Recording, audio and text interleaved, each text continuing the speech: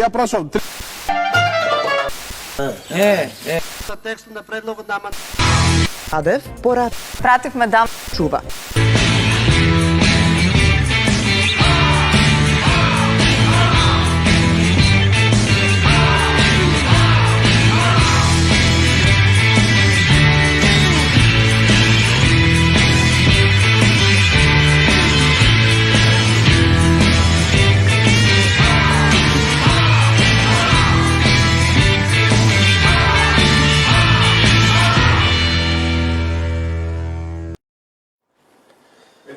Добро вечер, почитувани гледачи, добре дојдовте во уште едно издание Среда Едишн на Тешки муабети со мене, Стефчо Екиловски и Милош, не можам да го презимето Милошевски. Милошевски бе, брат. Милошевски, добро. Тој е македонски од Милошевиќ. Да. Уште малце па до слободен. Уште малце по Хаг. Далеко си ти од Хаг, бе. Маслото за јадење денес има утврдена цена од 130 до 150 денари. Добивме дозвола од Србија да увезуваме српско масло. Се сликаше и министерот за економија со маслото. Ми пуштија сега пред малку една фотографија со веќе има и свој надимак. Министерот Бектеши, а тоа е командант Зејтини. Стигам покрај Зејтинот, но шегата на страна, животот станува се поскап и поскап благодарение пред се на немањето на соодветна економска стратегија, на немањето на доволно државотворен капацитет во пресред на оваа криза која што се случува во Украина и како што знаеме, дури председателот призна дека уште во ноември минатата година сме знаеле дека ќе има ваква криза помеѓу Русија и Украина на европско тло, за ништо не сме подготвени. Денес исто така го хакира и сајтот на Бирото за јавни набавки. Не постои, избришана е целокупната база на податоци за претходни јавни набавки.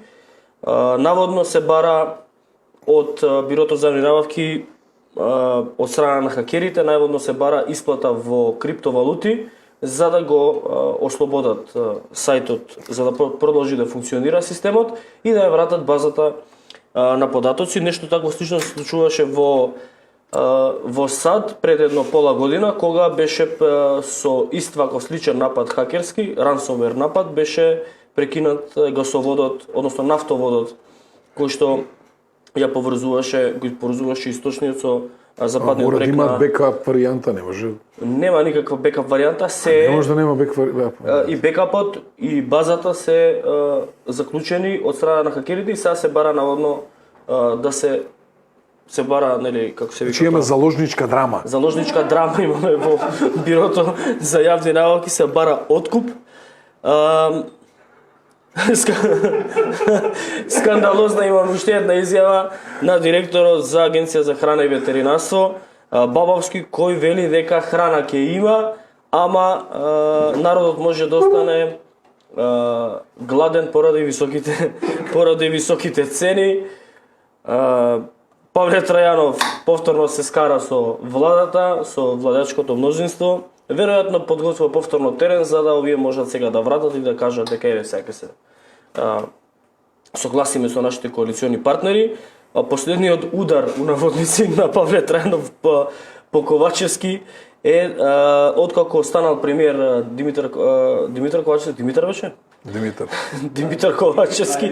Брат, како многу не впечатлив лик.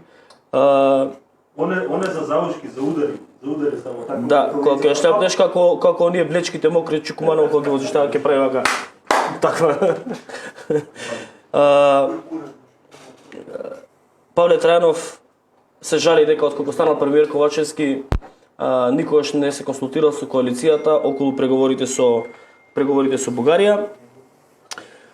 Од настани во Македонија мораме да го споменеме и скандалозното отварање на така наречениот културен клуб во Битола.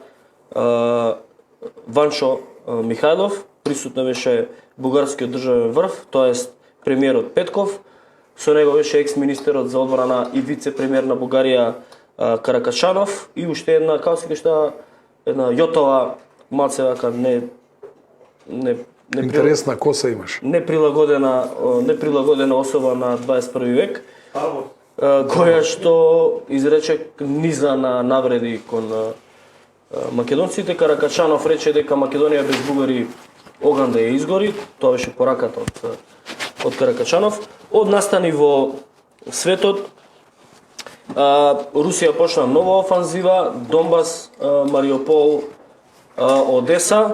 Денес се тестирани два ракетни системи, тоа е Сатана 2 и Сармат. Ама да почнеме од општина Карпош. Денеска бевте тема на интересна тема бевте по социјалните медиуми. Бевте во посета на една градинка додека децата црта глобуси во знак на заштита на животна средина, вие нацртавте зграда. Која беше идејата?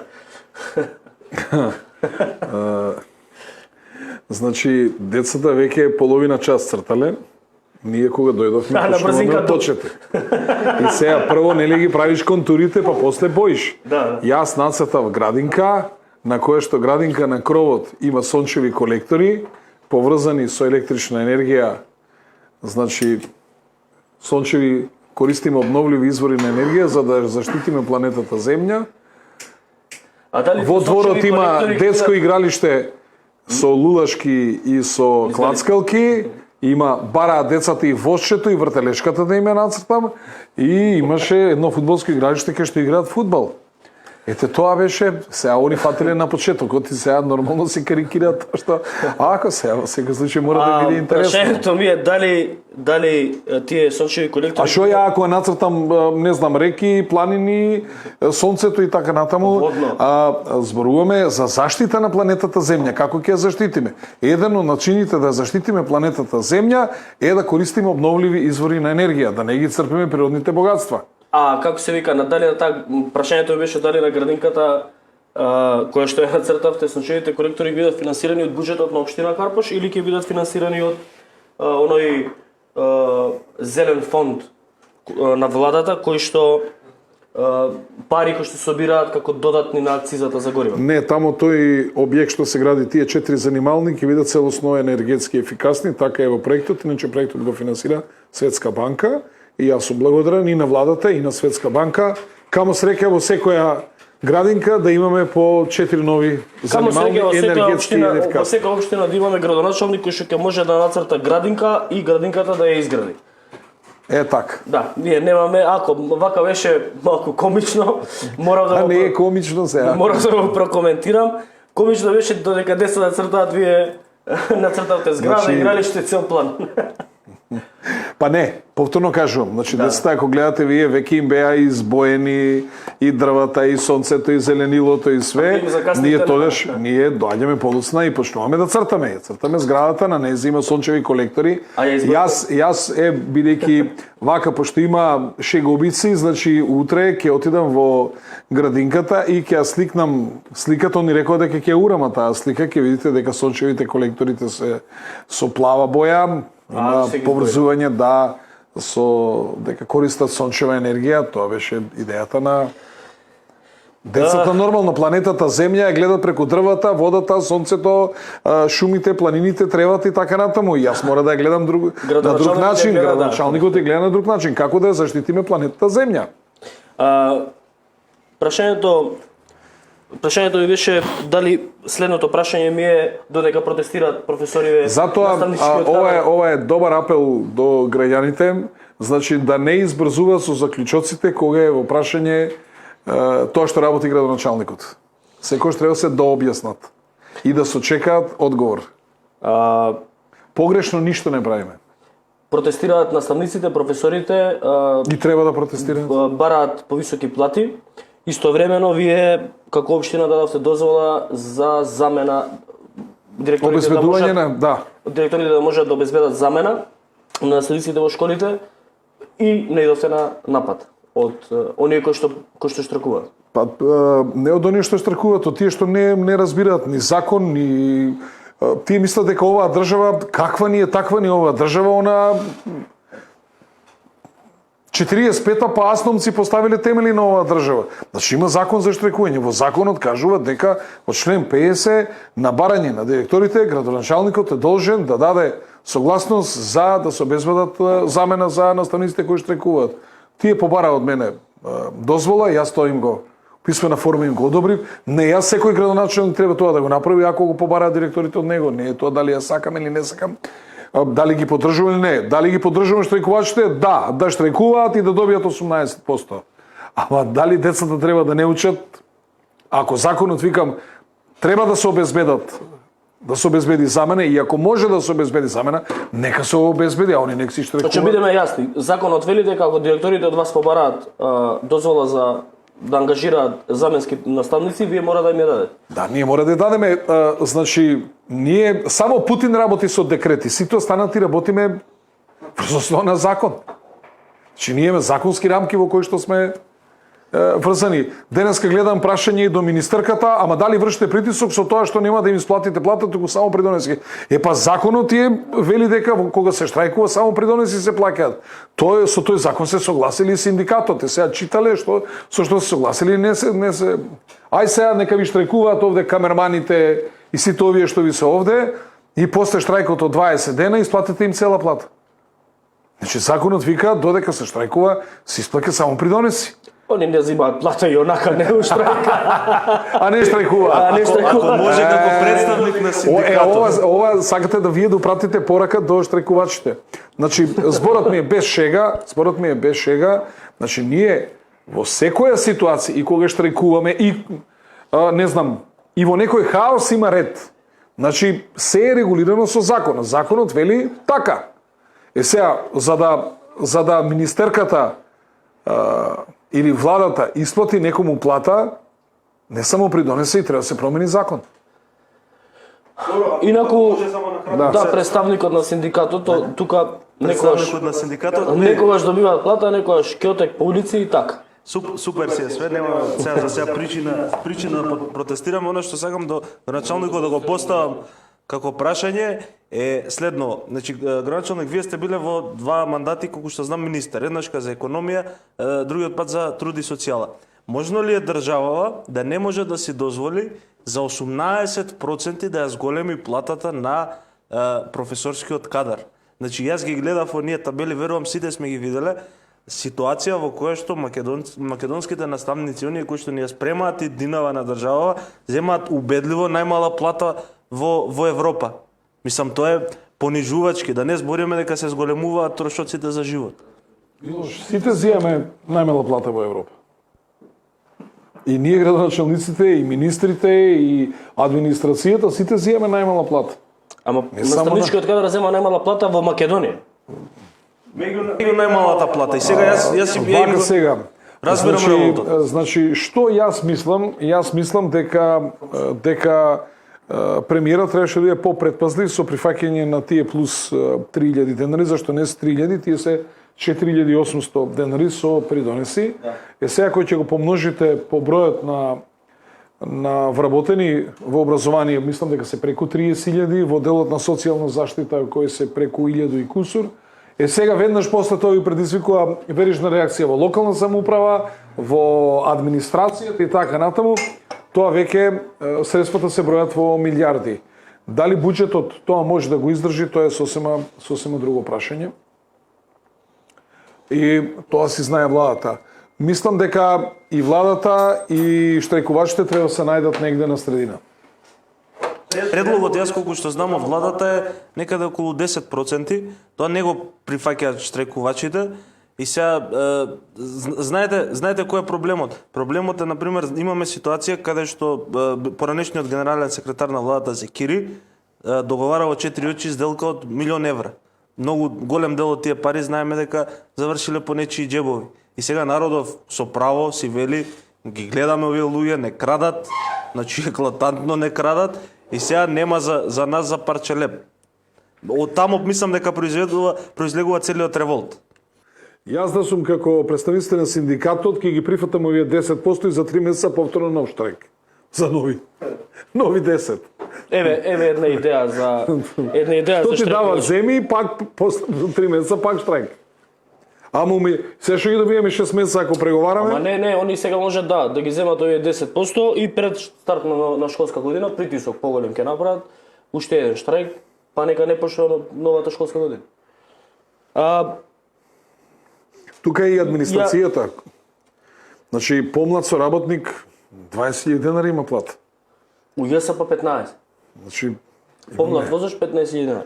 Значи, тука е и администрацијата. Реални да видиме што се 15.000 денари. Четворица еден ручек по капана. Само што знам дека имам информација, на пример, еве, тие што се под надлежност на локалната самоуправа или на градот Скопје, еве, ЈСП го спомнав 15.000 помлад возач. Знам дека се подготвува нов колективен договор за таму со кој што се предвидува зголемување на платите во ЈСП. За разлика од делувањето на владата кој што ги нема ниту еднаш порамнето платите од кога се власт. Ги нема порамнето платите ниту еднаш од кога се власт, зборам со трошоците, ниту пак еве сега на барање на Мислам дека на образование 2019 имаше едно покачување. не, Од тоа 23 негде на 26. Тоа не беше покачување, само тоа тогаш беше единствено порамнување на платите на наставниците. Тоа беше, но и на тоа реагираа тогаш синдикатите дека нереално е порамнувањето. Александар, Не мојата сакам да направам само разлика измеѓу делувањето на градоначалниците што се на опозицијата и делувањето на владата на СДСМ. Александар, ако тргнеме, сите не земеме плата согласно она што треба. Значи, функционерите, во кои што спагам јас, и градоначалници, избрани и именовани лица, тоа значи и министри, пратеници, директори, тука влегува и судско-обвинителската фела, ние имаме коефициенти. Значи, коефициентот кој ќе се помножи по просечната плата, ја дава нивото на плата. Тоа е со закон утврдено. Значи,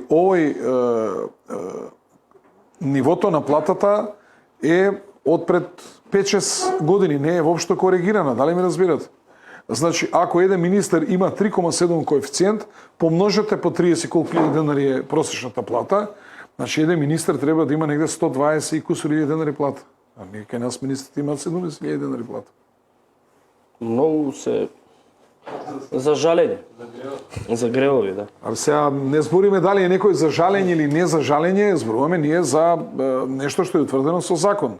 Ние сите за другиот знаеме колку има пари и дека му се многу. Обавезно на другиот му се многу пари и многу има.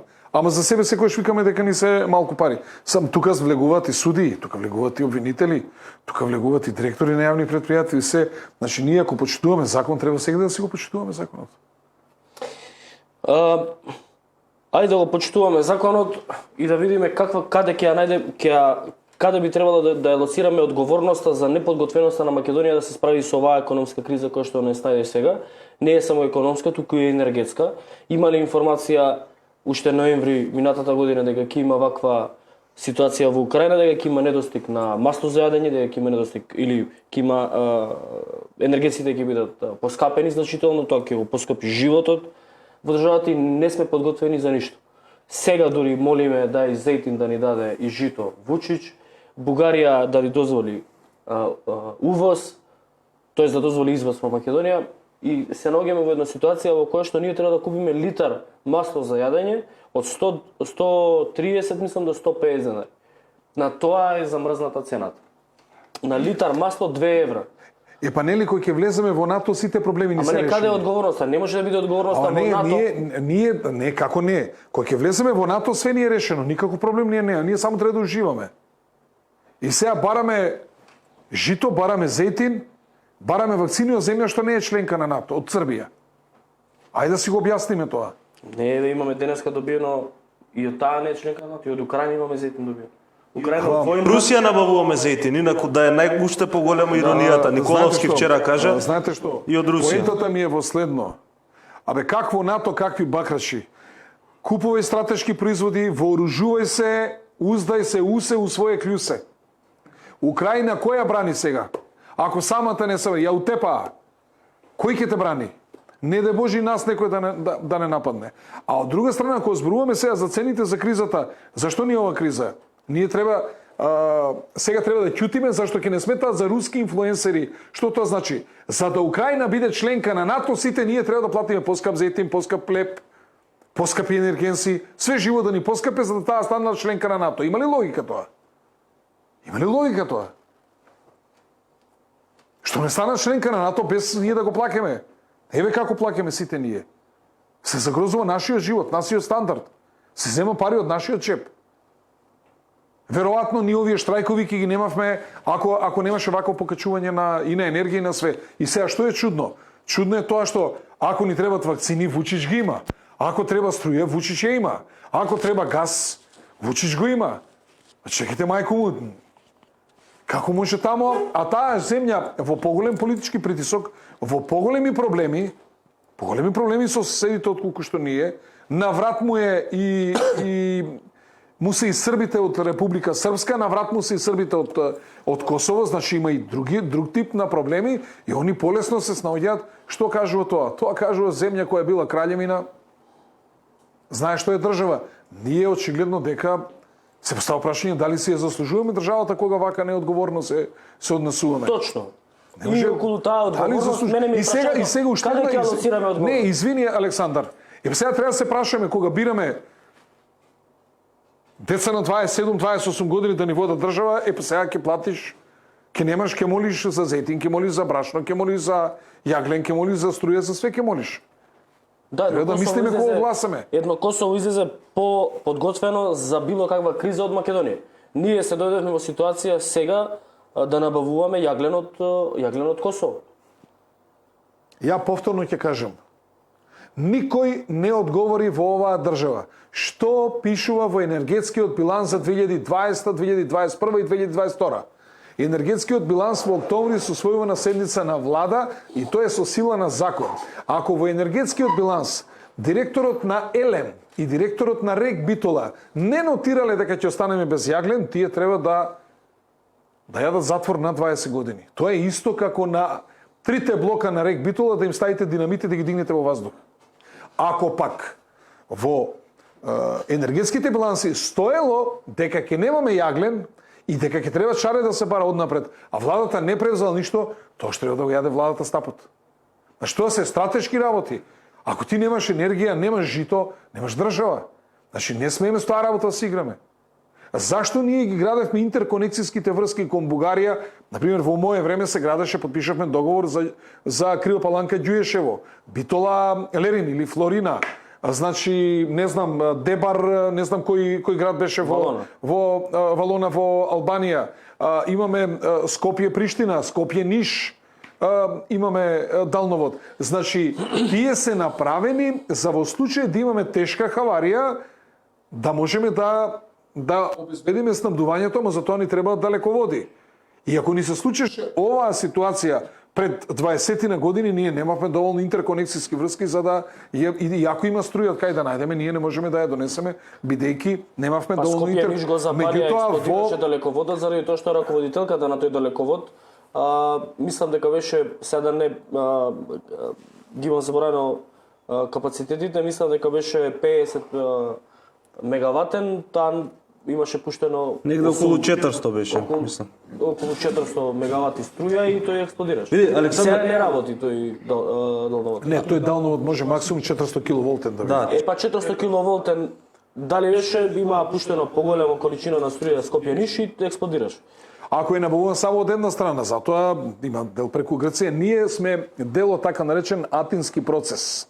Во тој атински процес влегува Италија, влегува и Австрија, цела бивша Југославија, влегува Романија, влегува Бугарија, Турција и Грција. Значи, ние практично сме дел од тој југоисточен пазар на Европа и ние практично имаме едно пазарно подрачје и ние сите енергетските системи треба да ги усогласиме за во случај ако имаш проблем за електрична енергија, веќе имаш однапред склучени договори, се јавуваш, например, каде има слободна електрична енергија, пример во Романија, се јавуваш во Романија, во рок од 3 минути ти имаш во системот во Македонија веќе енергија од Романија која се испорачува. Дали ме разбирате? Да. Значи, тоа е се стратегиски направено добро во изминативе 20 на години, че Атинскиот процес го подпиша покојниот Борис Трајковски.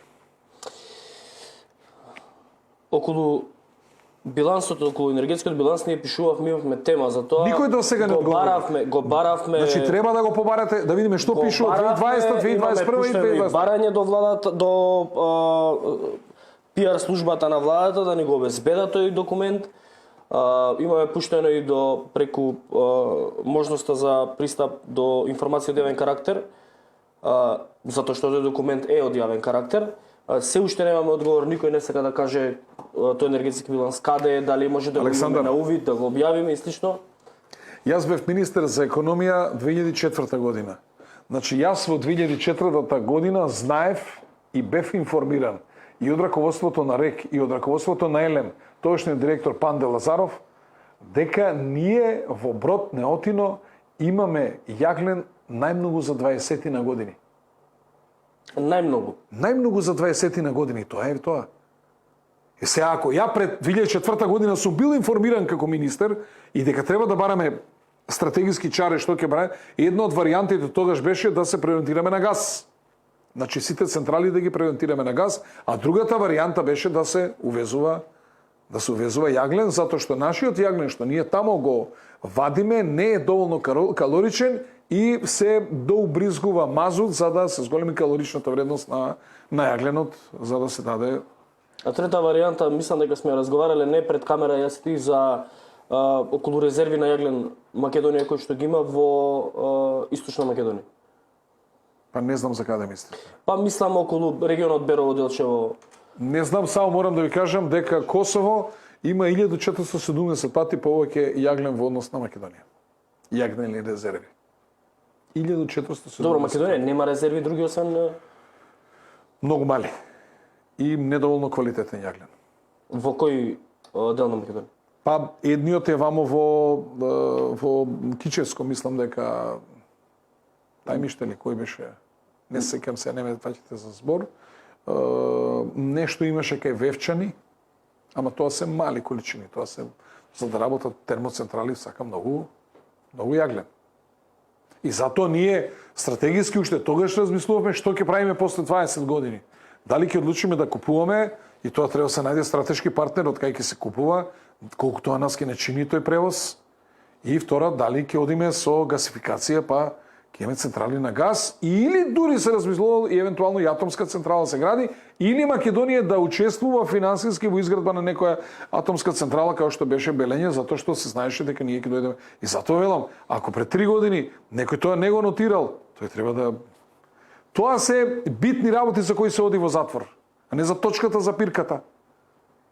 Каде што те оведува 500, како да ви кажам, 500 милиона евра за една година губи оваа држава. И никому ништо. Никој не е одговорен. Како може да не? За 5000 евра мајката ќе ти расплачат, а за 500 милиона евра никому ништо. Тоа ше стратегиски промашување. Внесени 500 милиона евра, мислам дека ќе излезат на крај промоција околу ние имавме неделно, односно двонеделно увоз на електрична енергија кој што чинеше по 140 до 160 милиона евра. Со одлуки на влада, ние поземувавме и толку пари. Цела зима. Александар, ако 3,5 пати ни зголема електричната енергија еве кај нас во општината од сметки по 2 милиона денари годишно, месечно, сега плаќаме 7 милиона. Значи 3,5 пати, скоро 3,5 пати ни е зголемена цената.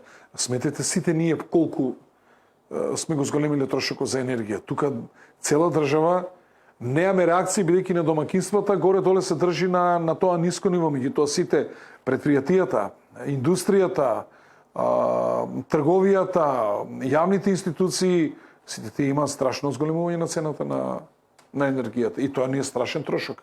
Ние сме предвиделе 13 милиона денари за цела година, зашто од 2021 вкупно 13 милиона денари е потрошено. Сме сметале дека и оваа година ќе имаме толкова потрошувачка. Ние 13 милиона денари ги потрошивме за првите 3 месеца. Разбирате? Мене Александар едно нешто не ми е јасно.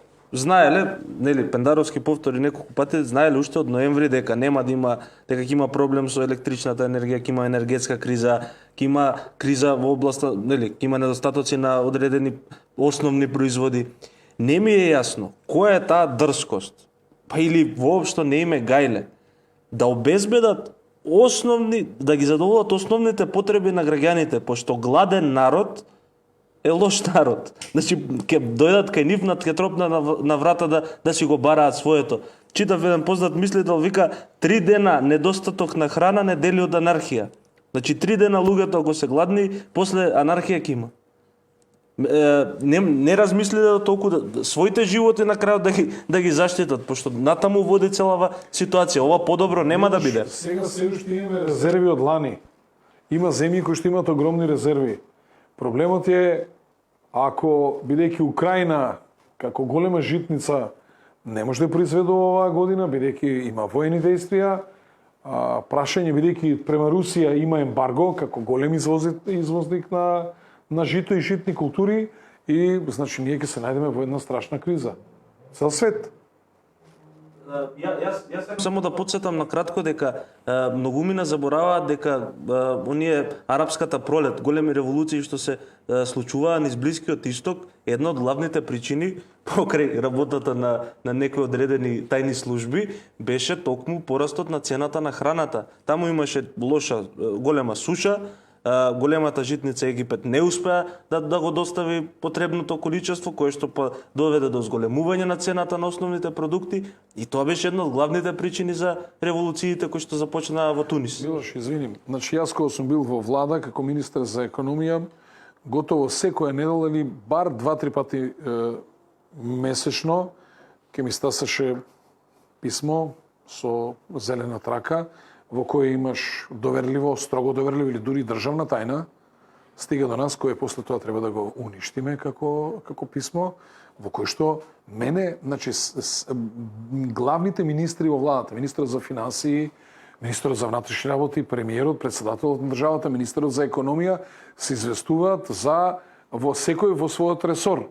И мене како министер за економија ми известувале за одредени поместувања во светот или пак во земјата. Например, имаше еден инвеститор во Македонија кој што или еден бизнисмен кој што сакаше да купи ФАС 11 октомври, веројатно тоа што ни прислушкуваат, гледаат дека бара контакти со мене и така натаму, ми стигна мене допис дека тој бизнисмен претходно има затворено 12 фирми. Значи, како да ви кажам, информацијата од Агенцијата за разузнавање не само во Македонија, туку и надвор од Македонија, зборот ми е вакви информации задолжително предпоставувам дека македонското разузнавање ги доставило до министерот за економија и министерот за финансии, па и до премиерот и председателот на државата. Говориме само, извинете, граѓани, значи, разузнавањето е надвор од земјата, не е внатре во земјата. Така е, ама говориме за оној министер за економија кој што денеска се сликаше во велешката маслодајна. Значи, ние дојдовме од министри за економија до министри кои што се сликаат со масло за готвење по дома, по домакинствата. Не гледаме ние министри за економија кои што идат и отвараат инвестиции за вработување, за додадена вредност, некои него се сликаат со успехе да покаже дека има масло за јадење во државата. Мислам, на колку ниско е паднато држава. Тоа би било во Африка, може. Се сликаме правиме пиар со магазин Зейтин, министер за економија. Држава од 21 век со 30 години независност. Па видите, моето мислење е дека ваков круг министерот за економија и други, па дури премиерот требаше да направи на почетокот на војната криза. Јасно беше дека таа ќе потрае и дека ова ќе има ефекти негативни врз економијата. Се сеќавате вие кога Србија и Вучич излези и каже дека е набавиле доволно количина на брашно, на месо, на зејтин, на други стратешки производи кои се битни за населението. Ние со прст не мрднавме тогаш. Ние со буване не пецкаше. Ние дури не ни отидовме да провериме резервите дали ги имаме. Треба ли, например, сега одговорност, треба ли јавното обвинителство, па дури она за организиран криминал да отвори негде истраги да бара одговорност за оваа работа? И мислам, државата има и член во закон кој што вели дека, кој што пропишува казни за оној кој што ќе доведе државата во ваква ситуација. Во подредена положба, сакам да кажам, таков е закон.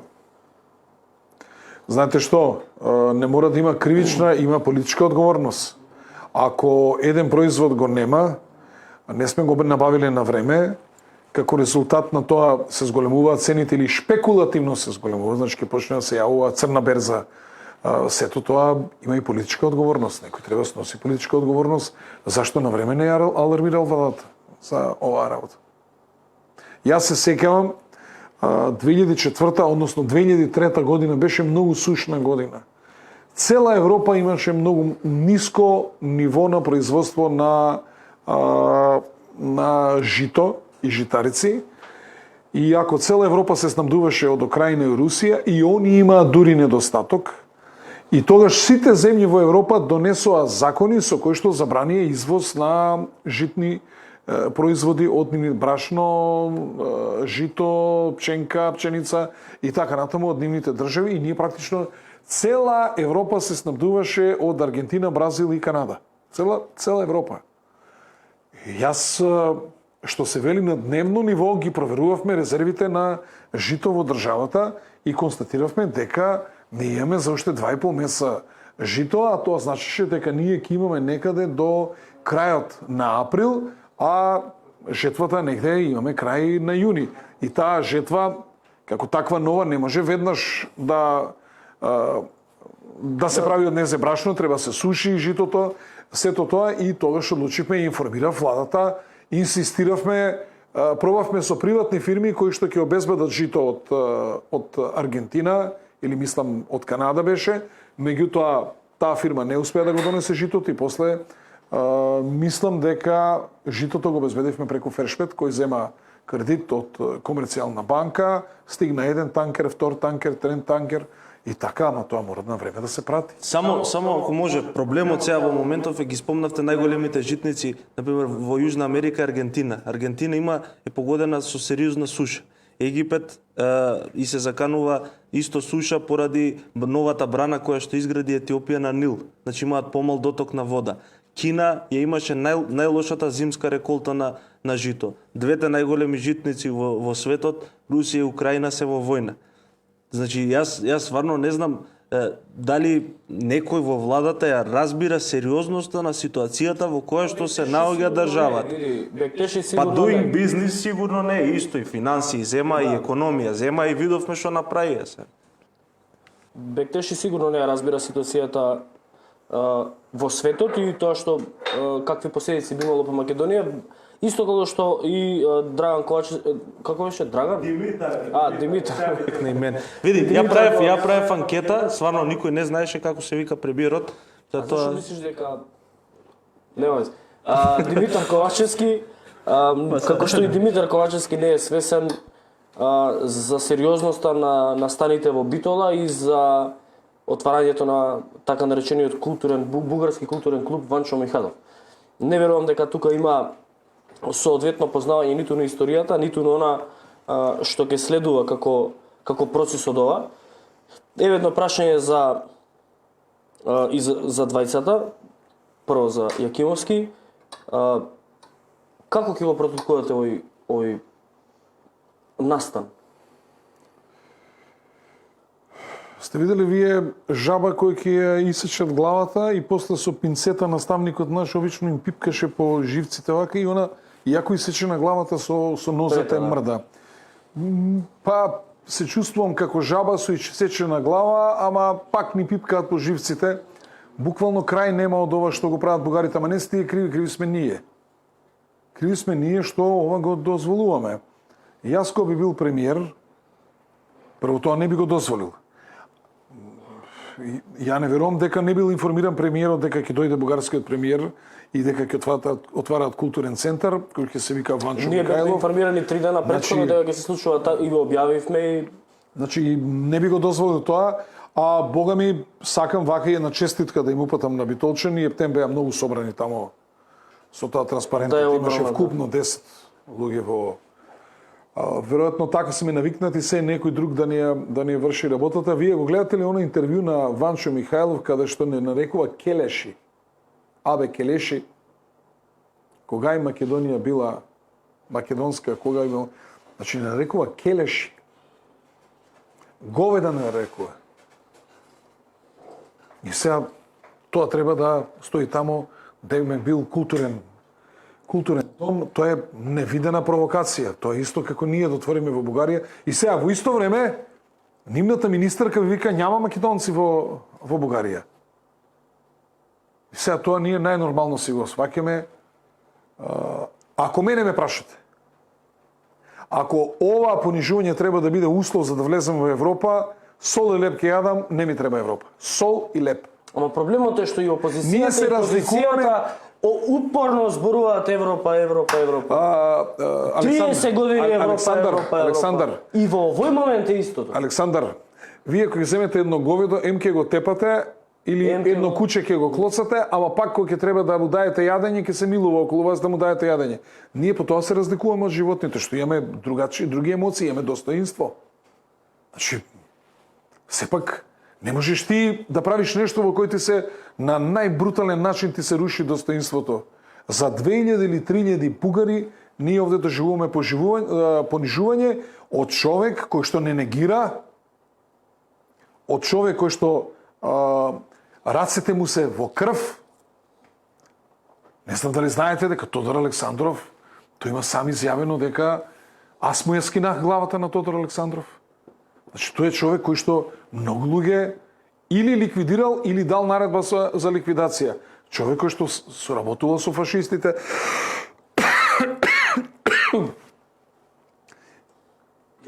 Само извини Милош. Да не биде во новата химна што ќе ја правиме да си го пееме Иванчо Михајлов. Да не се чудиме.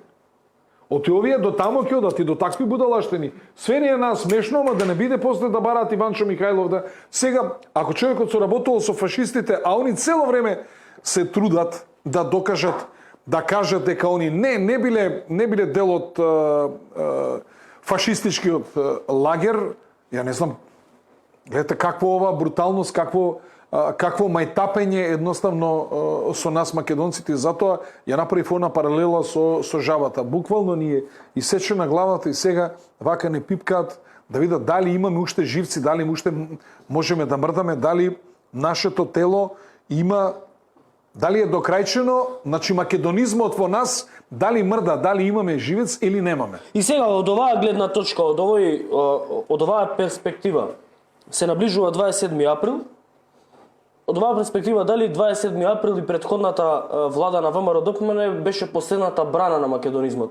Сега вака ако ја гледаме оваа ситуација и она што се пред малку го каже дека таму и Битолчани се собраа десетина души, нема едноставно кој да излезе да протестира, да организира, да направи нешто што ќе покаже дрскост и одбивање на ваква провокација.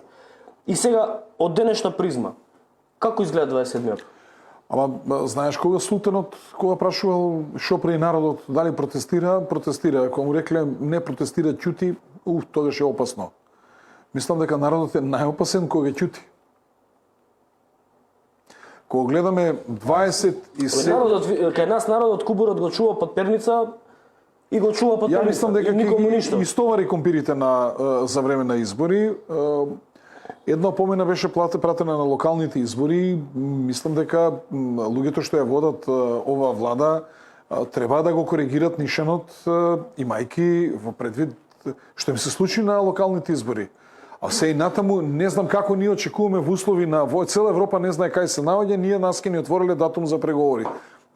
Дај Боже да го видиме тоа чудо, ама ја некако сум скептик на таа работа. А сега кога не враќате на 27 април е преседан невиден, со 57 пратеника се избра председател на собрание. На 27 април се пееше химна во парламентот на друга држава. Значи, ние удревме жестоко по последиците, кои што требаше да бидат удрени, ама требаше да ги удриме и причините, што доведува до таа ситуација за да влезе народ натре, за да ни се случи тоа што ни се случи. Ние ги санкциониравме последиците, а не причините. Отпорот на македонизмот беше скршен на 27 април. Тоа само го кажам. Ама видете сега една ситуација, го споменавте двајцата 27 април, споменавте и за кубурот, дека македонците да го чуваат во појас. Види, после таков преседан, кај што народот оди да се бори за она во што верува, да се бори против промена на име, против воведување на двојазичност и сето тоа. И тие луѓе кои што се најгласни завршуваат по затвори, што очекувате да направи народот? Што очекувате да ги каменува, Добро. да ги Дали ти мислиш дека ќе ги поапсе? дека оваа влада или било која влада или суд или обвинителство или полиција може да уапси да стави во затвор 10.000 луѓе или 15.000 луѓе колку што може да излезат на улица или 50 или 100.000 луѓе? Може ли да ги затвори сите? Не може да ги затвори сите, ама ни една револуција не почнува со 10.000 луѓе. Секогаш почнува со 1000-2000 луѓе, ама постои водач на таа револуција, постојат финансии од каде што се финансира таа револуција и постои идеја за која што се борат. Нас ни ја скршија со промената на името и со обезличувањето на Македонија и идејата за независна, самостојна и суверена држава, каква што сме сонувале 91-а, кога сме излегле на референдум. И сега, зашто да веќе да искочи овој народ да се бори? 2001-а гинеа бранителите, после им бараа парите да ги вратат назад, дел ги пуштија во Зашто хак. да излезе овој народ да се бори? И 2001 беше маветот зашто да излезе овој народ да излезе се бори. народот и се за бори, бизнисот испогинаа луѓе. на Тачи, на Ахмети, со не знам кого. Значи, такви оправдувања ќе си најдеме секогаш. Александар, нема потреба да се тепаме. Има многу софистициран начин. На избори се решава тоа прашање.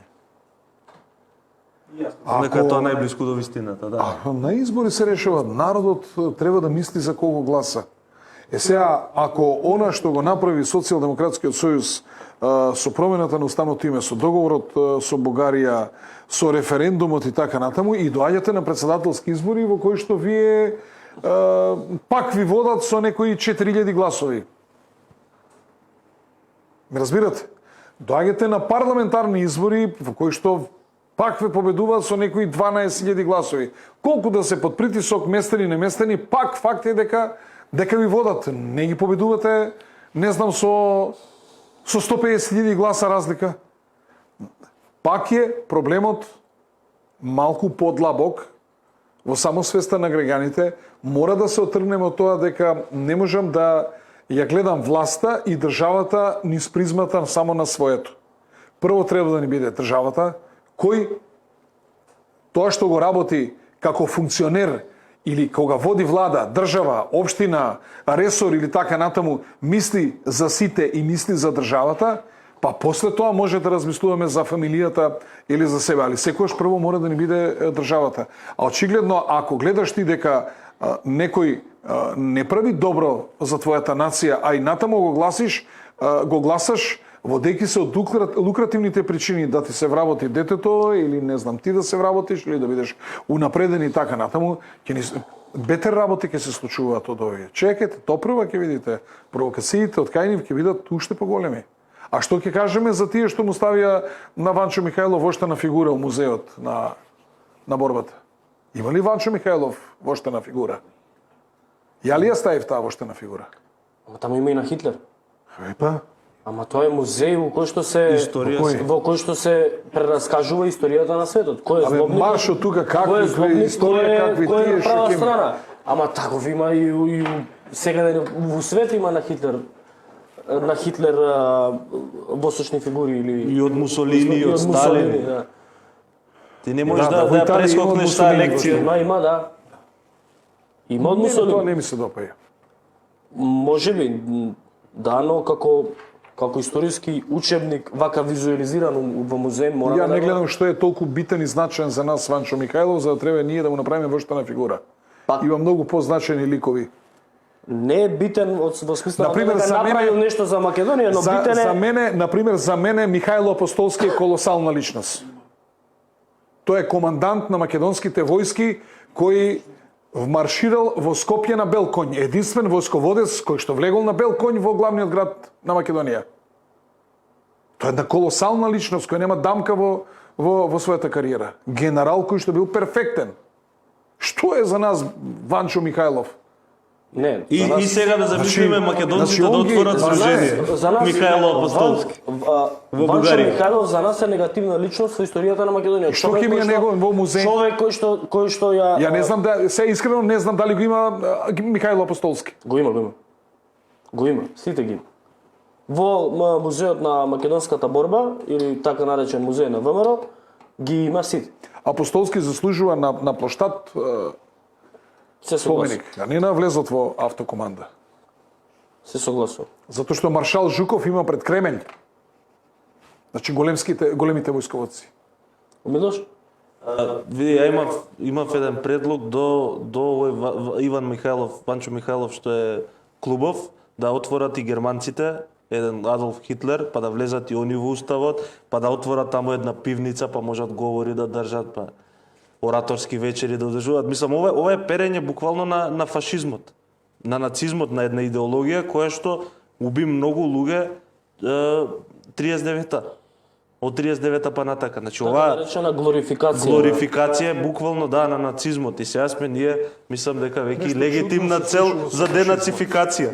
Може еден кинжал да слета таму у клубот. Нешто чудно се случило со нацизмот. Вие гледате како тоа се релативизира во Хрватска, со Јасеновац, гледате како тоа се релативизира сега во Украина, во други држави. Ама се релативизира гледате и внуци европска... на СС лидери стануваат министри во европски држави, дека Ама во Европска унија тој процес е веќе вака под тепих или зад кулисно се релативизира. Например, денот на победа над фашизмот, 9 мај мислам дека беше, е сега ден на Европа, не е ден на победа над фашизмот.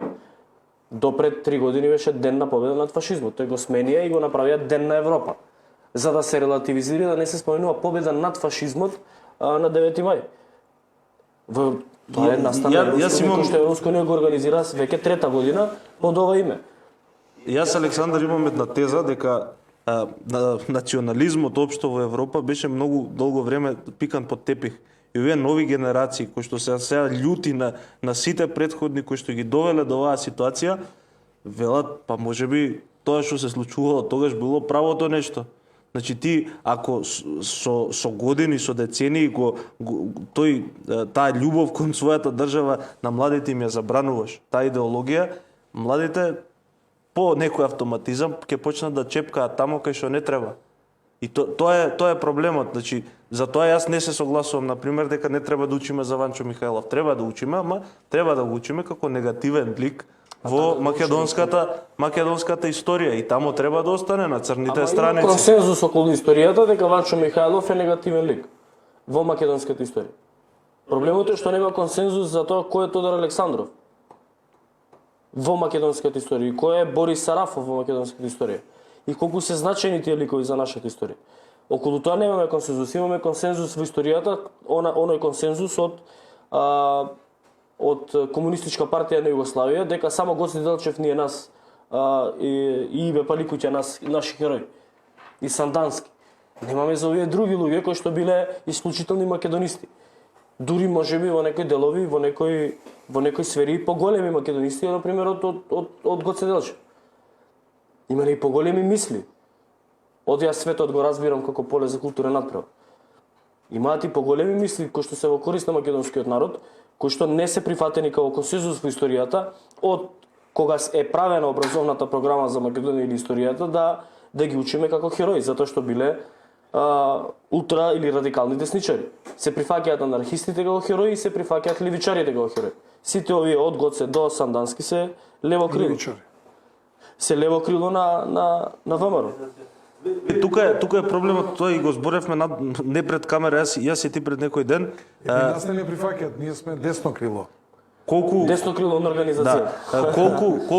Колку деца во новиве генерации се обременети со национализам. Јас го знам тоа по брат ми. Значи, тоа е неизбежен процес кога нешто пробуваш да пикнеш под тепих, да забрануваш, и тоа е, значи, ние сега се движиме кон конфликт. Оваа ситуација не е за излез од конфликт. Колку попријатели, поголеми пријатели се политичари македонски, бугарски, толку народите поише се мразат. Боле ништо да не чепка. Ќе одевме на шопинг у Софија, ќе одевме на море у Варна и готово. Добро, го реши проблемот. Даде решение за проблемот. Ако завлеземе малку поише оваа тема, мислам ќе отидеме од длабокото, а не за одење од длабокото. Ова е... Значи, тој дом е провокација без преседан. Тоа... Значи, без преседан, најжестока реакција треба да има и граѓаните на Битола треба секој ден со јајца вака да го китат. Ма ние имавме една друга провокација која што ја забораваме. Например, дојдоа бугарски војници од грчка страна на Кајмакчалан и си ставија спомен. И ја прогласија тој врв, таа територија за бугарска. На граница. И никој не реагираше, зборам државата официјално не реагираше. Миленко ли кој реагира? Миленко отиде со токмак и го скрши. И за тоа доби, мислам дека има пријава. Кривично. Ама добро, не решав. Не, имаше ситуација преска, ја гледав дебатата помеѓу Бетмен и Пајо, бившиот пратеник Павле Богоевски. Богоевски жестоко бранеше ставот на владата, тоа што не изреагирала. Не требала да пушти демарш, не требала да...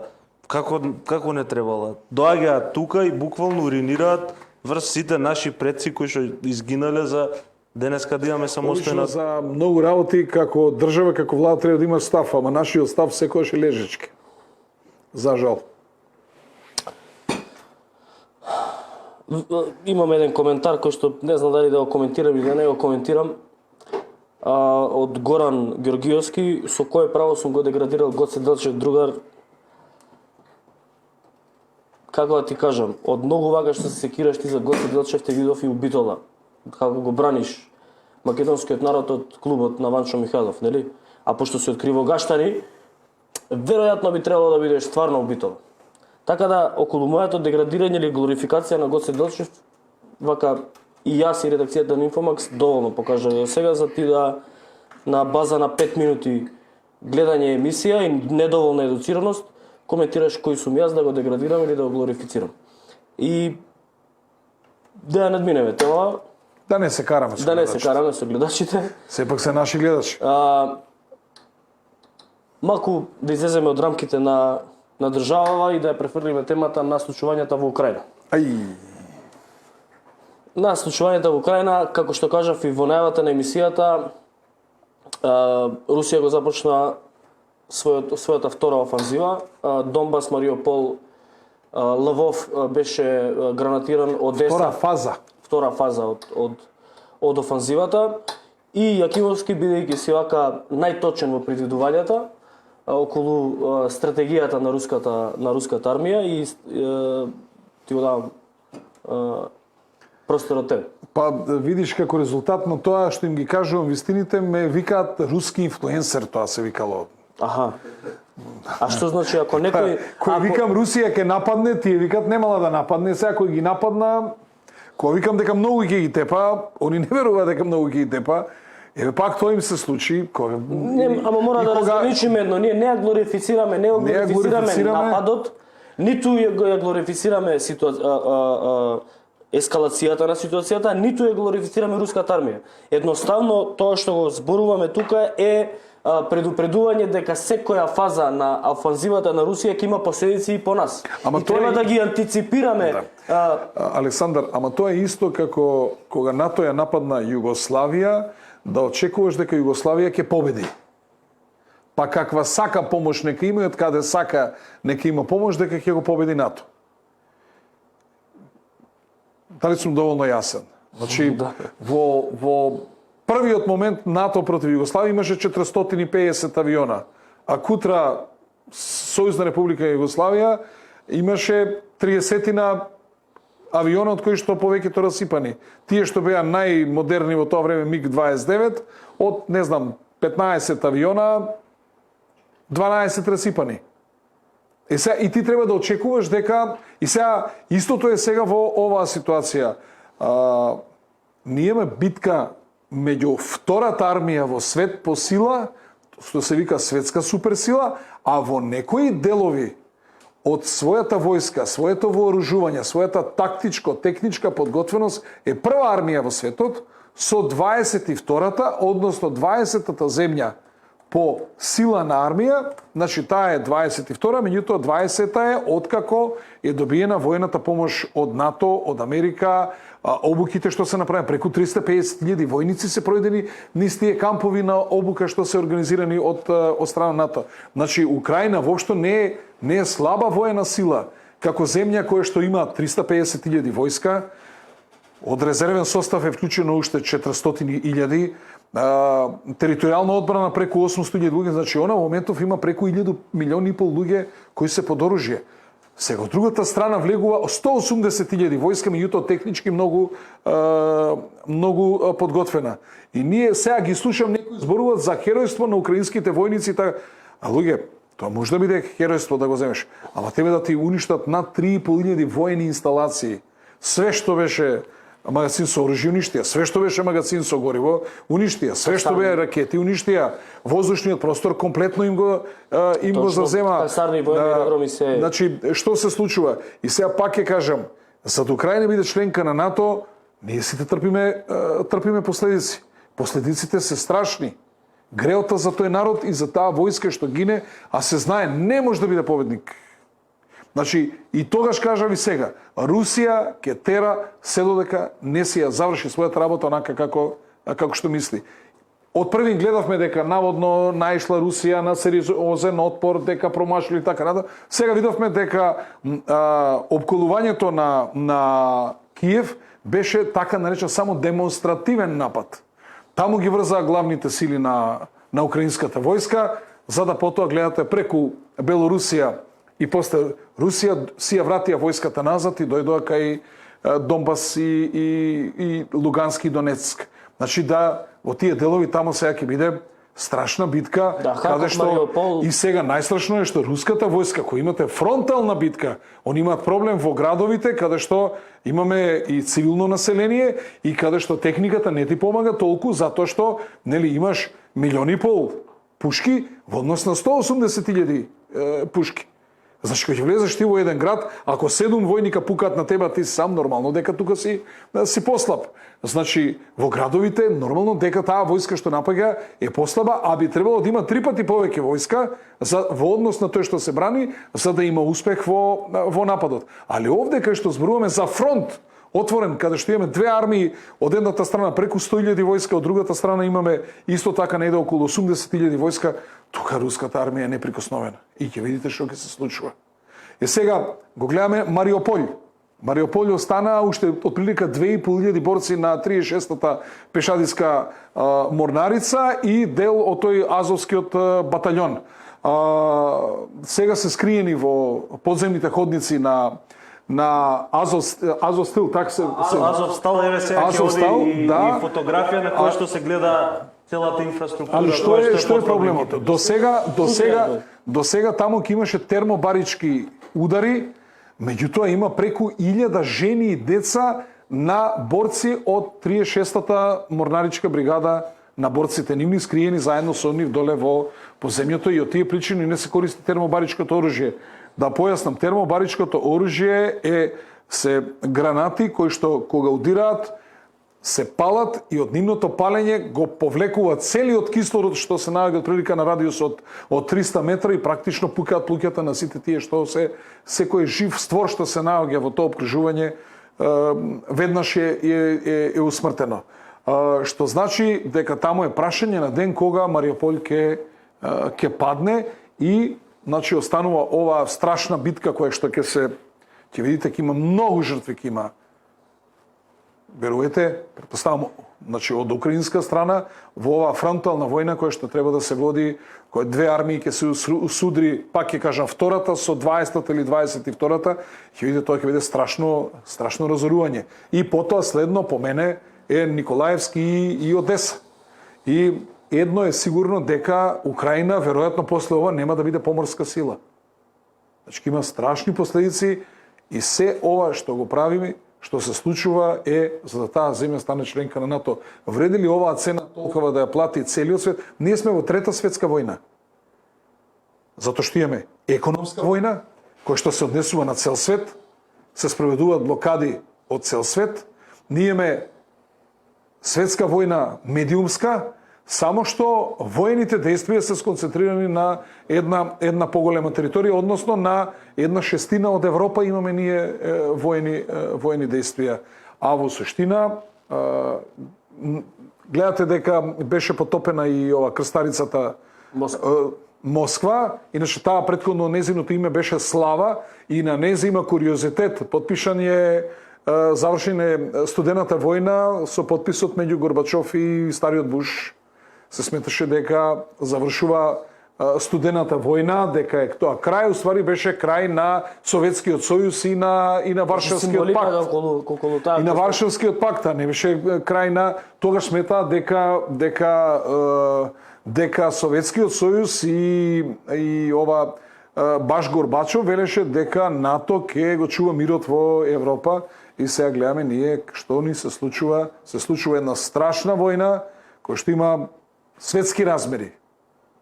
Која што има светски размери, има потрес на светската економија и мислам дека не бараме решение за војната, туку само додаваме масло на огинот. Да, сега имаме САД Америка испрати дополнително вооружување во вредност од милиарда и 200 милиони долари, мислам, во Украина, испраќа Полска вооружување, испраќаат држави на Европска унија вооружување во Украина и она, нели, познатата ќе браним Украина до последниот украинец. Добро, тоа се шеги, али Александар. Не е шега, тоа е практично секој извини ми, значи секое ново оружје вие треба да се обучите на тоа ново оружје. Не како денеска зимате ново оружје да вие гледате кога еве еден цивилен авион, ако возите некој пилот вози DC-9 и треба да преиде на Боинг. Не знам, 737 или 747. Значи мора да оди на обука. И тоа на сериозна обука која трае 6 месеци до година дена. Не може веднаш да се префрли од еден авион на друг. Истото е со овие, значи Украина ја спасуваат само големи системи, големи ракетни системи. Ја спасува предност во воздух, не знам, во делот на артилеријата, во делот на ракетните системи, како што кажав. А за тоа сака обука. И натаму во војната тенкот ќе остане кралот на војната. Ако нив им се уништени преку 2500 тенкови, вие сега ќе го добиете американскиот тенк, например Абрамс, кој е 75 тона тежок, а треба да научите со него да ракувате. И сега, кога ќе ви се расипе тој тенк, не доаѓаат американците на бојно поле да ви го поправат, тој тенк се качува во брод или се качува на авиони, се носи во Америка, се поправа. Кој ќе дојде на бојно поле, или германски тенк, или француски, ако имате, да дојде да ви го поправи таму на бојно поле? Кај што летаат гранати? Значи, не е тоа така едноставно испорачаја војната помош и таа ќе биде доволна. Значи, многу е битно обученоста на војската со таа нова техника. А всушност видовме со 4 системи С-300 беа уништени веќе во наредните 5-6 дена што ги добија каде, Чешка ли од кај ги добија С-300. Така да ситуацијата е страшна по украинскиот народ, страшно по украинската војска. Министерот за външни на Украина имаше... Украинската војска воопшто не е слаба војска, таа е силна војска, таа не е мачки на кашлица. А гледате како, значи, како резултат на таа надмоќност во ракетни системи, како резултат на воздушната надмоќност, како резултат на силата, на тактиката на таа армија, буквално е десеткувана. И практично се случи да таа армија се повлече во градовите, по подрумите, заедно со жените и со децата. Имаше многу интересна ситуација за тоа колку е моќна украинската армија, овој отпор што го покажува, каде што француски министер излезе на телевизија и кажа дека Франција во случај на отворена војна, на отворен конфликт има муниција за само 3 дена. Разбирате, Украина покажа дека била навистина спремана од западните сили за да издржи и да го влекува конфликтот со Русија што е можно повеќе. Во однос на тоа, ја би го нарекол Стефче нашиот Мирослав Лазански, пошто свесно кажа погоди, има ситуација каде што ги споменавте Николаев, споменавте Харков и она што се случува во Донбас. Во моментов гледачите ќе погледнат првото видео, ова е од Харков, не, ова е од Николаев. Ова видео од Николаев каде што се гледа како се гранатираат позициите на украинската армија и тоа не се штеди ниту гранати, ниту ништо. Да, таму е само прашање на време кога ќе има или морски или воздушен десант, а мислам дека може да се случат и двете на Одеса. И воздушен и морски десант. Ова е видеото од Харков. Во Приднестровје имаат русите во Приднестровје 25 до 30 000 војска. Кое што реално е послабо вооружена, меѓутоа се 3 дивизии војска. Ова што иде во моментов е видео од Харков. Инаку, за тоа што споменавте за околувањето на Киев, имаше еден поранешен американски маринец Скот Ритер, тој бил воедно и инспектор за оружје за масовно уништување во војната во Ирак. Тој вели дека она што русите го направиле впрочем со Киев е тоа што успеале да задржат војска од 200.000 луѓе да остани да го брани градот, а да не може да помогне во Донбас, да не може да помогне во Мариупол, во Николаев. Значи, буквално, тие биле одвлечени од далеку помал противник. Некои информации велат дека на Киев тргнале од 30 до 60.000 руски војници, со што значи дека они биле расплемтени на повеќе фронтови да си ја бранат државата и не успеале да им помогнат на овие борци на Азов во Мариупол. Ние гледавме и десетици видеа како бараат помош тие луѓе. Напад. Ќе ви кажам, кој служил војска знае. Да. И кога почнува Првата светска војна и кога Австро-Унгарија објавува војна на Србија, значи тогашните српски војски очекуваат главен напад да биде на Белград, меѓутоа набрзо сваќаат дека тој е само демонстративен напад. Во тој дел главниот напад дека ќе дојде преку Дрина, преку Лозница. Ако се сеќавате на оној епски марш на Дрина, и затоа една армија цела се чува во резерва за да практично се вклучи во одбрана на оној главен напад кој што оди преку Дрина и преку тој дел. Значи, овде беше демонстративен напад за да се навлечат големи војски да го бранат Киев, што е нормално како главен град. И гледате сега што се случува. Сега таа војска од Донбас, таа војска од Мариуполј бара помош, а нема помош. И ако стигне помош, нив не им требат пешадинци, нив им треба тешко вооружување, зашто другата страна мава тешко вооружување. Мават ракети, суперсонични ракети, мават авиони, мава артилерија. А вие немате одговор на тоа. Вие сте многу посиромашни во тешкото. Тамо војната ќе ја добија тешкото вооружување. И кога сме кај помошта која што се нуди на Украина, министерот за надворешни на Украина Кулеба кажа дека до овој момент оштетата која што е предизвикана на Украина е околу 50 милиарди евра. Побара меѓународна финансиска помош, добија согласност за околу 2 милиарди евра. Александар, зградите ќе се обноват, нови ќе се изградат, луѓето нема да се вратат, иначе све се враќа. Ја нема да заборавам никогаш нашиот председател Киро Глигоров, кога југословенската војска носеше и сијалици, и штекери, и чешми, и викаше вака, нека носат оружје, ќе купиме, луѓе не можеме да купиме, и беше во право, направивме и армија, направивме и држава, значи, се се купува, се се прави, само луѓето не се враќаат и страдањето на луѓето нема да се врати. Тоа се страшни работи, разрушени домови, разрушени семејства. Може да мислите колку тие семејства што заминаа се разделија со своите сопрузи, со татко и со мајка и така натаму, трајно ќе бидат разделени. Се се менува, зависи колку ова војна, луѓето што ќе бидат погинати, значи се уништуваат семејства, фамилии, животи, детство се уништува. Детство, знаете ли што е некој да ви го прекине детството, мирниот сон, кои ужаси се на таа војна? Да преживеете војна. Каде ќе биде крај? Тоа нема цена. Каде ќе биде крајот на оваа ситуација? Јас мислам дека, сум сигурен дека Украина ќе мора да ги прифати сите услови што ќе ги постави Русија. Гледате дека она секој ден завзема по некој мало градче, 18.000 жители, 12.000, секој ден, значи малку по малку си зазема тоа што и треба, на крај ќе испадне пак да се прифатат сите услови кои што ќе ги... По мене, тоа ќе биде воена неутралност задолжителна, по мене мислам дека ќе се бара федеративно уредување на Украина, дури мислам дека нема да сакаат и да ги припојат кон себе Донбас и Луганск, со цел да тие имаат влијание во политиката утре, да не може да донесе одлука да бидат членки на НАТО и така натаму, туку преку политичкото уредување да може да се блокираат одредени одлуки во Украина. Мислам дека ќе се бара демилитаризација на Украина. Она што мене лично ме загрижува, што од една пацифистичка Европа сега дојдовме во ситуација Европа се милитаризира. Европа се милитаризира. Значи, носиме војски, се вооружува, Германија 90 милиарди издвојува за вооружување, тоа е веќе многу опасно и многу страшно. Све ми мириса на голема војна, значи се плашам дека војната нема да заврши во Украина, туку се настојува да се воспостави воена зона од Балтичкото море до Средоземното море, да има воена зона, значи фронт од Балтик до Средоземје. Мене она И што тоа ќе биде многу опасно, ќе биде долготрајна војна, страшна војна.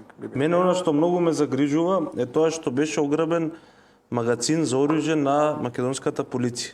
Знаеме дека обично такви работи кога се случуваат некаде во близина се подготвува конфликт. Знаеме што се случи во Албанија кога беа ограбени магазините со оружје, што се случуваше потоа на Балканот. Имаме секојдневни провокации на Косово, каде што наводно српски радикали напаѓаат косовска полиција со лесно оружје, со бомби. Значи, дали мислите, и за двајцата, дали мислите дека тоа ќе се прошири тука? Дали ќе имаме војна во нашата држава? Јас мислам дека и НАТО и Европа им е многу опасно да, како да ви кажам, во стомакот на Европа да има уште едно воено жариште покрај ова што е во Украина. И они, моето мислење дека не им оди во прилог да избие војна во Босна или пак повторно на Косово, премногу ризично ќе биде да се отвори уште еден фронт. И мислам дека секи прават да не дојде до таква војна овде на Балканот. Исто мислење имам и јас. Впрочем и причината за така ургентниот влез на Зашто сите сили ќе сакат кон Русија да ги насочат.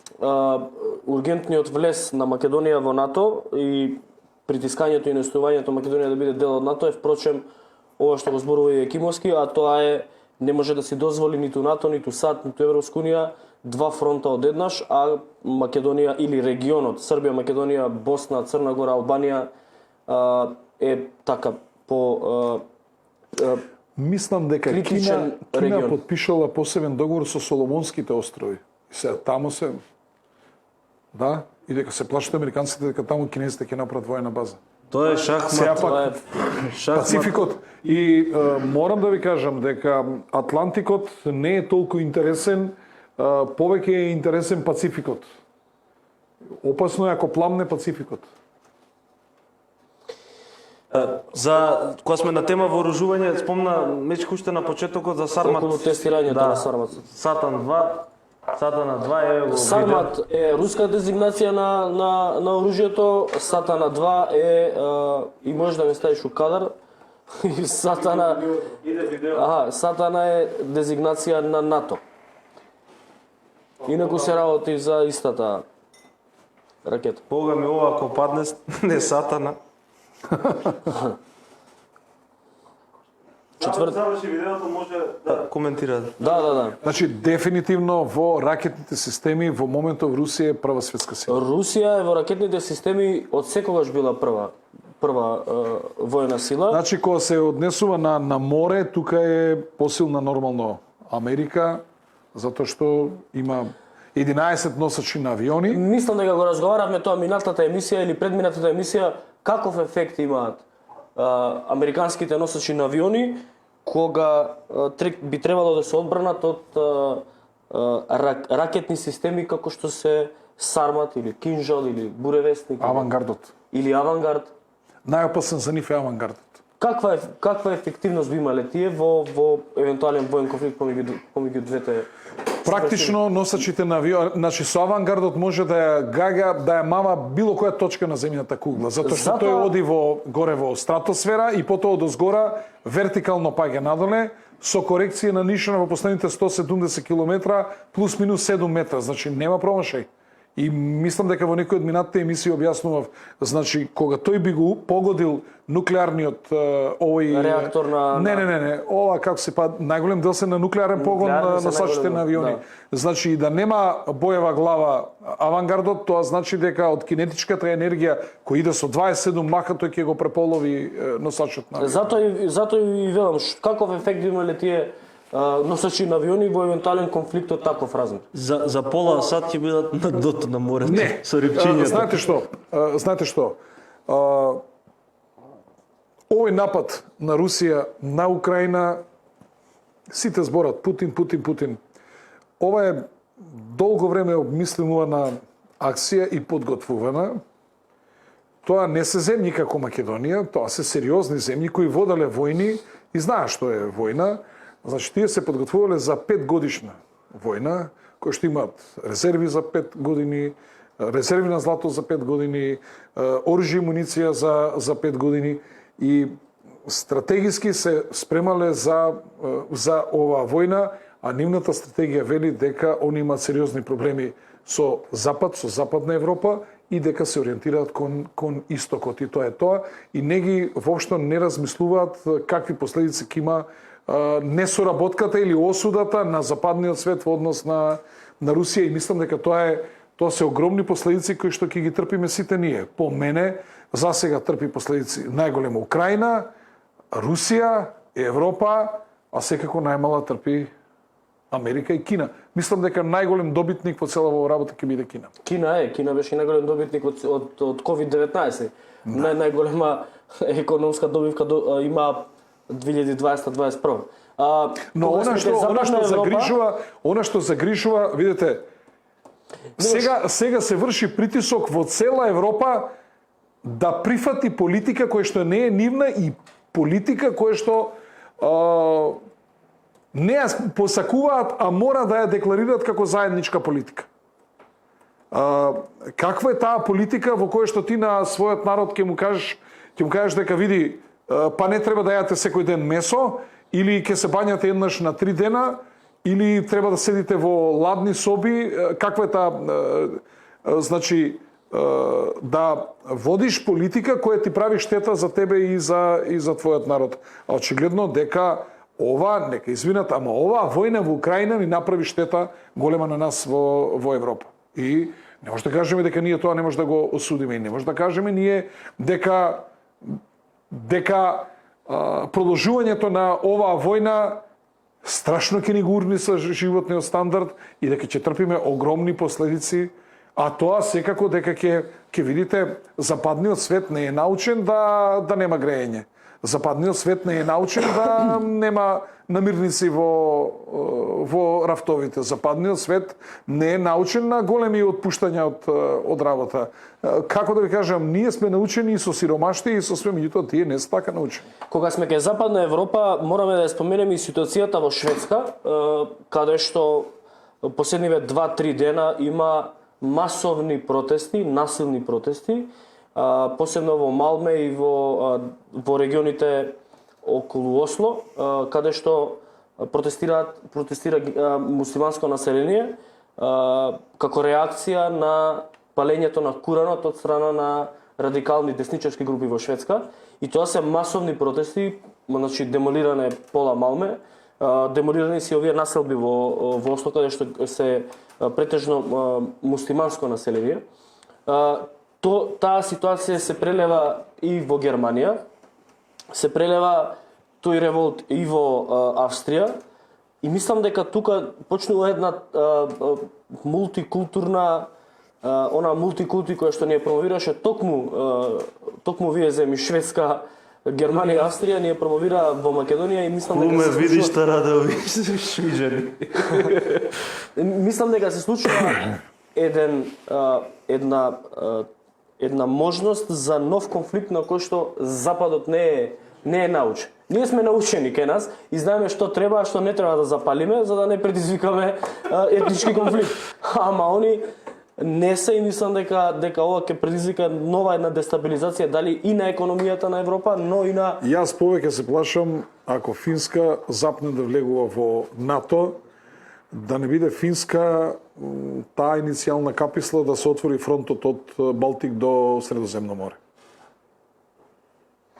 Финска веќе размислува и мислам дека тоа веќе во финскиот парламент се дискутира околу таа точка. Јас се плашам како на тоа ќе реагираат русите.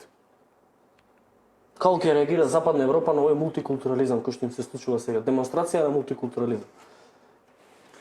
Види, ја повеќе би си водел сметка за нас. Западот нека си го решава својот проблем. Мене ми е жал што морам да кажам Западот дека нас баш овие земји не учеа како ние да бидеме мултикултурни. не, мене ми е жал што две светски војни му се случи на западниот свет, еве сега се случува огромна војна. Некако не се снаоѓаме. Мечка, јас знам како ќе заврши. Хитлер некој нов ќе се појави. Нема како да заврши тоа. Па едниот го затворија, Брейвик. Ама не, цело време се повторува историјата. Не знам на кого веќе не му е јасно дека пак ќе ни се деси. Не знам до кај Дали видео да видео? имаме видео од Шведска од тоа што се случуваше. Инаку многу интересен момент е да споменавте Кина. Кина единствена опасност, односно најголема опасност која што има од западот е затварањето на заливот Хомус. Од таму, тоа е заливот кај Саудиска Арабија, помеѓу Иран и Саудиска Арабија, тоа е залив преку кој поминува 80% од нафтата за потребите на Кина. И сега, ние се чудевме зашто Трамп пробува да ескалира состојбата со Иран, а во исто време води економска војна со Кина. Токму тоа беше причината. Иран, например, има воена тактика, они не можат да го држат да го блокираат заливот, но можат да пуштат таму мини, кои што за да се деминира треба многу време, и тоа ќе ја срози светската Не може економија. мини да пушти, не само војна, мини не смее да пушти. Не, кажу, Имаме меѓународни конвенции. зборувам во ситуација на конфликт, што би се случило. И они, уствари, Кина на некој начин ја држат како заложник токму со тој залив. Кина на море не може да води војна со Америка. Америка е дебело надмоќна во тој дел. Делото од Шведска е спремно, сега ќе го погледнат гледачите. Знаете што, само уште една работа сакал да информирам. Знаете ли дека Украина е најсиромашна земја во Европа? Значи, А територијално GDP, значи 603.000 квадратни километри да. има. Значи, цела Европа е милион. Да. Сега, таа дури беше во мртва трка со Молдавија, сега ја пројде Молдавија по сиромаштија.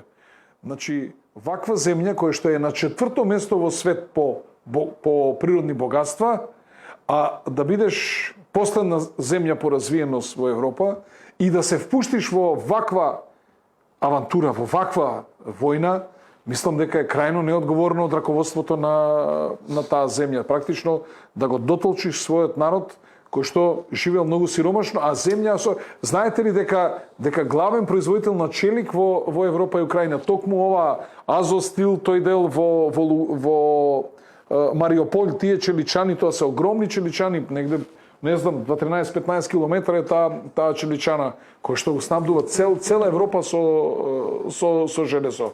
Со огромни ресурси, огромни Интересен богатства. феномен е тој ни светот. Ви кажував минатиот пат дека 14 метри во длабочина имаат хумус во нивната почва. И се вие во таква земја која што е на 4-то место во свет по природни богатства, вие да имате неразвиена или најсиромашна земја во Европа и плюс да влезете во ваква војна. Јас не мислам дека е тоа паметна одлука на раководството на таа земја. Да го видиме ако може видеото од мултикултурализмот во Шведска. Во Западна Европа. Нешто е.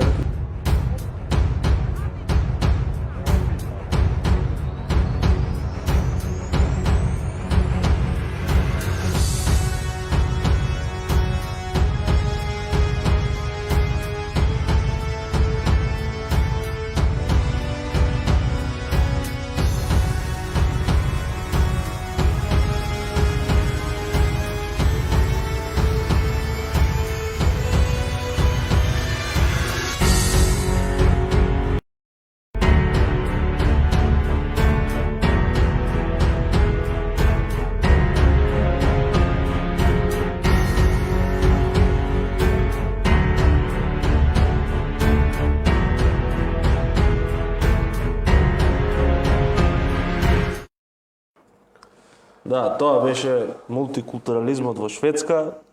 Како што знаете, таму има... Сега предлагам до шведскиот амбасадор во Македонија да размисли од тука да предложи еден олеснувач на состојбите од Македонија, кој што има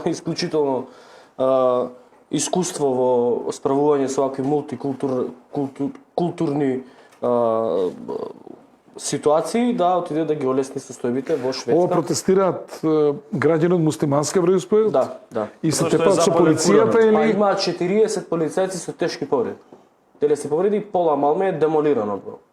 Па добро, ние во шарената еволуција пред влада, знаеш, имавме 40 полицајци со скршени вилици, глави, Имавме, ние затоа кажам, ние имаме запалени искуство. контейнери, овде некоја кола. Не. Имаме ние искуство во вакви ситуации, предлагаме тука наш олеснувач да отиде, може Добро, да во биде. секој случај Шведска е добар модел на демократија Одлично. како држава. Одличен е, што може да видиме. Да, може да се случи, али е добар модел во секој случај. Кај лепа села, лепо горе. Одлично. Ја не го делам вашето мислење. Сепак мислам дека е Шведска добар модел на демократска држава.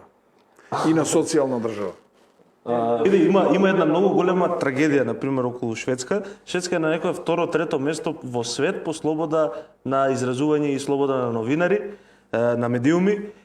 И во исто време, во Шведска е забрането да се говори, да се пишува за оние зони во Малме, во Стокхолм, во кои што не може да пристапи полицијата, пошто не може ни брза помош, ни пожарна да пристапи, значи веднаш ги каменуваат, ги може и да испукаат некој куршум, и во исто време се забранува да се збори за тоа колку е зголемена стапката на силување.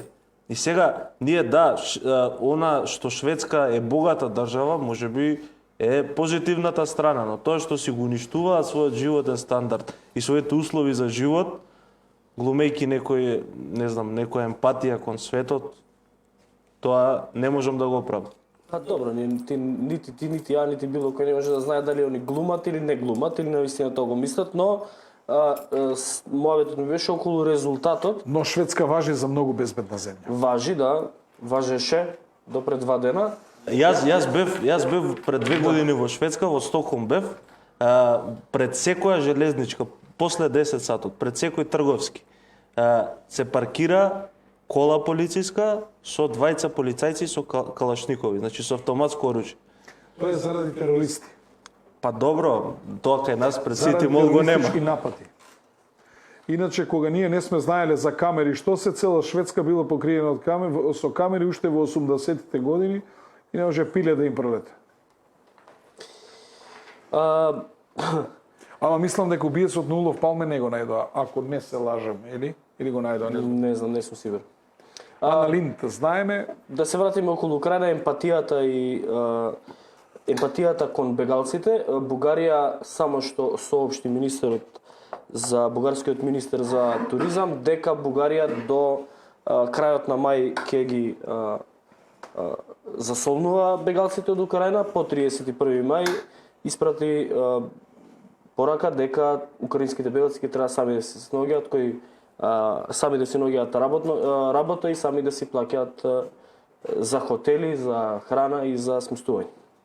тоа е гнасно.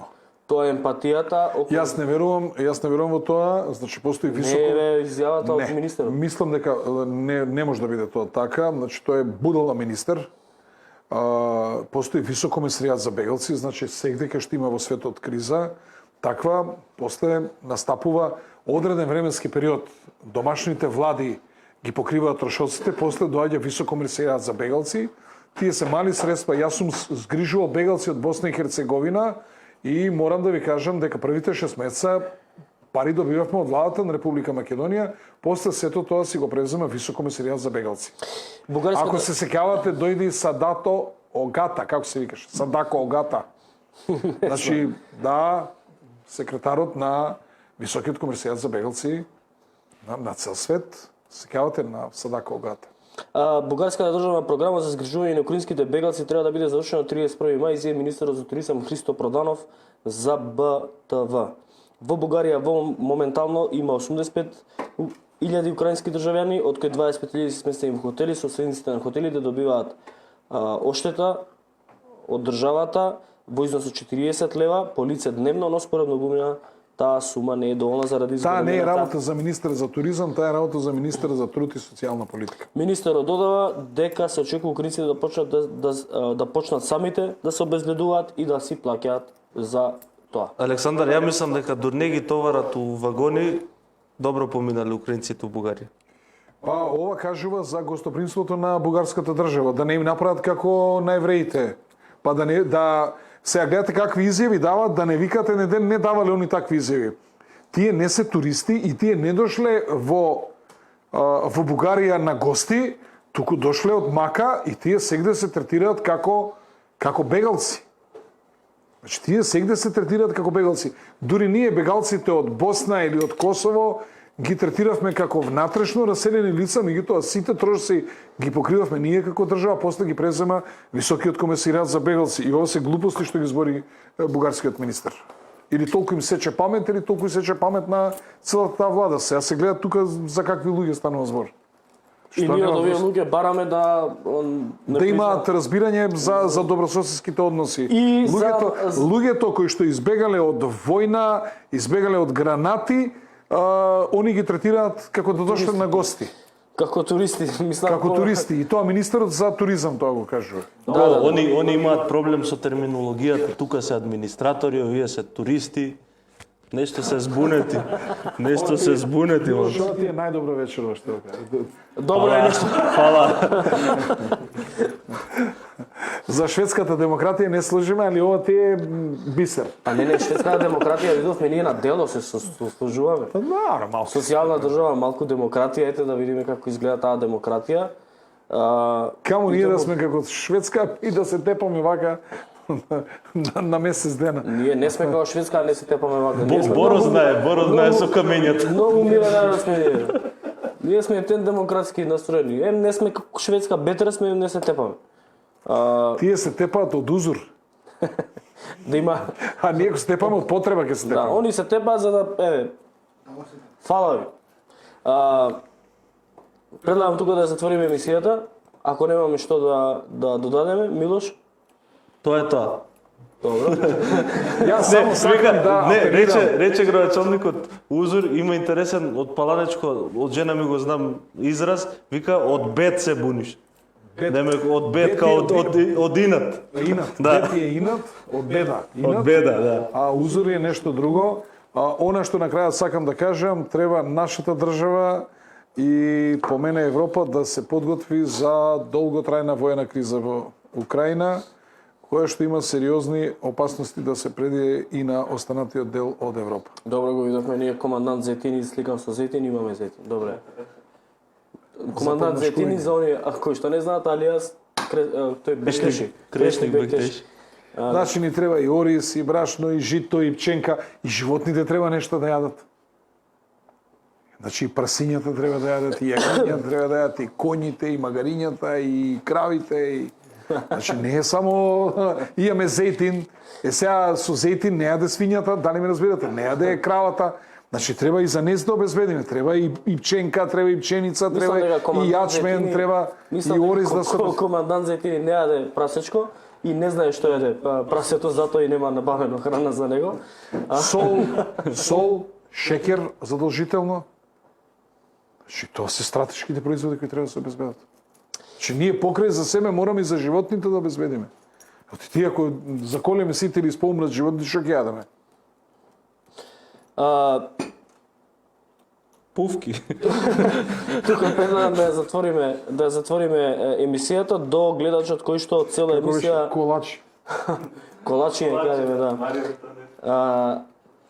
Гледачот кој што цела емисија пишуваше да ја прекинеме емисијата веднаш, еве сега ќе ја прекинеме емисијата. Фала многу. Фала ти што ме следеше до крај на емисијата. А зошто да прекинеме? Како не ни текна. Како не ни текна, да. Се нервираше нешто без човекот под некоја импресија, нервоза, дека ние си дискутираме, а сме требале да излеземе на улица со пушки.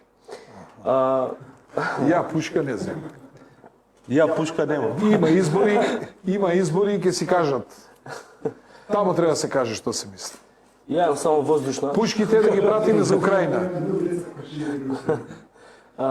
Нашата пушка е камерата, нашата амуниција е зборот. Така да, тоа е тоа што ние го работиме. Нашата ракета е погледот. Нашата ракета е погледот. Не, има друга една ракета, ама таа сарма се вика. Да, имаме и сарми ракети. Да, сарми. Ве поздравувам, ви благодарам и што вечерва не гледавте во голем број. Продолжете да не гледате и понатаму, читате Инфомакс и добивајте ги информациите без цензура и пред сите други. До следната емисија, до гледање. Ја прашувам, За текстот на предлогот на Адев порат Пративме да чува.